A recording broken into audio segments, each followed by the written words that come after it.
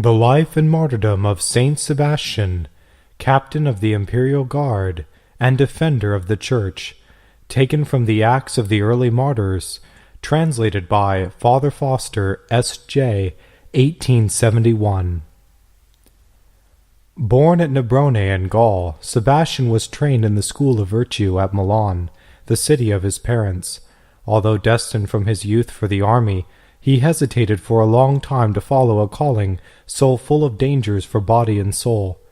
When, however, he began to reflect on the services he might render his brethren, and the good he might do to others, by word and example, he felt fully persuaded that by the help of divine grace it was possible for him to be at once a brave soldier and a true Christian.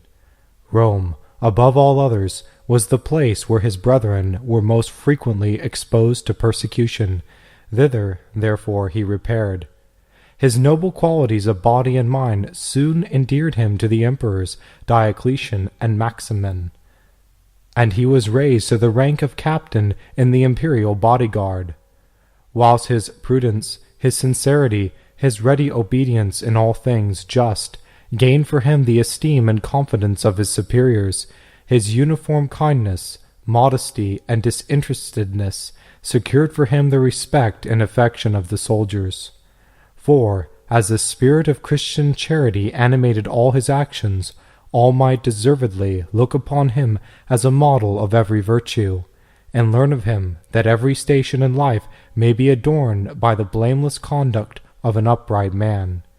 Devoted and fearless Christian though he was, ready to sacrifice everything for the sake of his divine Master, he yet thought it prudent not to make an open profession of his religion, that thus he might be enabled to help his brethren, and more effectually, and diffuse more freely among all classes the knowledge of the kingdom of Christ. At that time there were imprisoned for the faith 2 persons of senatorial dignity, Marcus and Marcellianus, twin brothers. They had been repeatedly put to the torture, but their high rank and the expectation that, sooner or later, they might be induced to deny their religion had, until then, delayed their final execution. These noble confessors became the special care of Sebastian. Daily he visited them in their prison. He comforted them amidst their sufferings. He cheered them on by his discourses full of fervor and unction. At last, however, Chromotius, governor of the city, appointed the day for their martyrdom.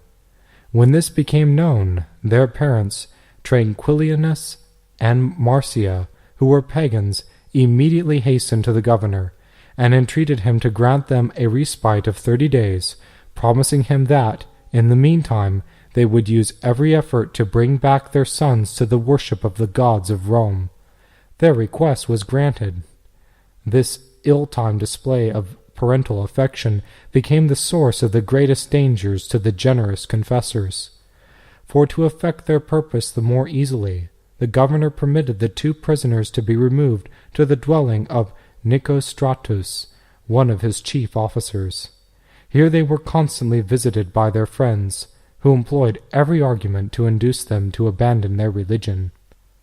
"How comes it," they said, "that you, who were formerly so distinguished for your filial piety, seem to have stifled in your bosom every feeling of nature?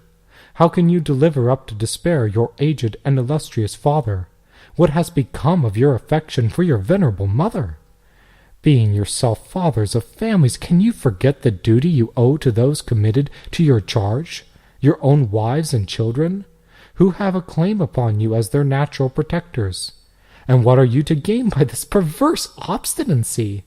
Nothing save disgrace to yourselves and the contempt of all honorable men. Reflect upon this. We, as friends, entreat you. Be you Romans, worthy of your race, and of the honored name you bear?"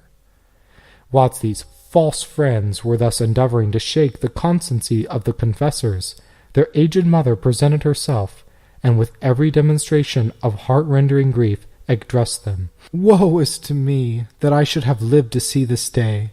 You, who in childhood and youth were the object of my tenderest care, can you forget the anxieties and sufferings of a mother? I, who gloried in the stateliness of your manhood, and cherished the hope of seeing you great and distinguished amongst the noblest sons of Rome, must I see you thus disgraced and in chains? When, night and day, I felt no other solicitude than of promoting your happiness.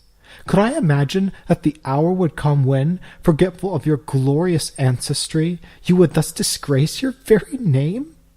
Had you courted death in the field of battle whilst fighting for your country's cause, I could have regarded your very fall as a triumph. But to see you die by the hands of the executioner, as traitors to your country and the enemies of the gods of the empire, this is a crushing grief, a pang for which your mother's heart is not prepared. If you pity not your sorrow-stricken parents, pity at least your wives and helpless children. Obey the commands of our rulers, and wipe away our tears.